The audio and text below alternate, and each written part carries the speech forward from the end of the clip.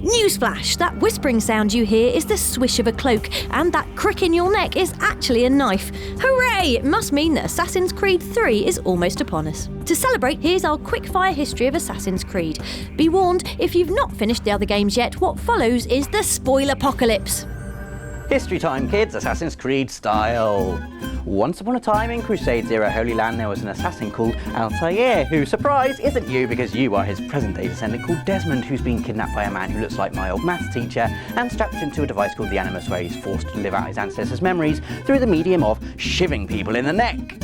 So a few history-shaking stabs with Altair later, and it turns out Grandpa Smurf Assassin was the bad guy all along and had planned everything in Assassin's Creed 1 just to get his hands on a mystery artifact called the Apple of Eden. He's old and rubbish though, so Altair swiftly defeats him, the endgame reward being us as Desmond in a room with enigmatic murals scribbled all over the walls before, boom, Assassin's Creed 2 starts and everyone looks a bit shinier than before, especially Lucy, who's been given eyeliner, martial arts skills and a script entitled You're Definitely the Love Interest This Time. So Lucy busts Desmond out of Abstergo, that's the modern day Templars to you or I, or the baddies to everyone who skipped all the cutscenes and just did lots of stabbing, and buckles him into the Animus 2.0, where he becomes a womanizing teen called Ezio Auditore in 15th century Italy. Ezio stops the lady chasing and starts the baddie knifing after seeing his family unjustly hanged, igniting a 20-hour revenge spree across Renaissance Italy that Ezio ends with a beard and a fistfight with the Pope. After boffing His Holiness right to the pearly gates, Ezio meets a lovely hologram lady called Minerva, who uses our Italian stallion to speak to Desmond across 500 years of time and space, and deliver an irritatingly cryptic warning about the world ending or some such, at which point Assassin's Creed Brotherhood promptly starts, with the action moving to Rome and Ezio getting an assassin gang, a set of spanking new threads and a fresh nemesis called Cesare.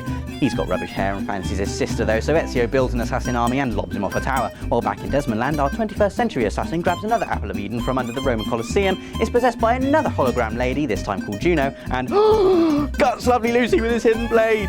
Still, no one really cares, and Assassin's Creed Revelations gets rolling with Desmond trapped in Animus Limbo with fellow Templar kidnappee Subject 16, and a bunch of rubbish backstory revealing block puzzles inexplicably done up in 90s rave blue. Happily, Ezio is having a cracking time in the bustling metropolis of Constantinople thanks to a hook blade, a new girlfriend and sexy grey facial hair, although he still finds time to kick ass, nab Altair's old key and discover the bones of the Assassin's Creed 1 star buried in a secret library under Masyaf Temple, the ancestral home of the Assassin's Order. With another Apple of Eden grabbed and the Templars given a right old dressing down, the action switches back to Desmond, who's fine now thanks to Subject 16 sacrificing the digital imprint of his consciousness, who cares, it's a video game, to jerk him out of his coma where, surprise, he gets another visit from the clever hologram people who finally open up and show him a lovely CG video of the sun roasting the earth. Yeah, it's your job to stop that happening again in December 2012. Good luck in Assassin's Creed 3, Desmond. Wow! Imagine if the world really was ending in December. Imagine how many biscuits you could eat between now and then.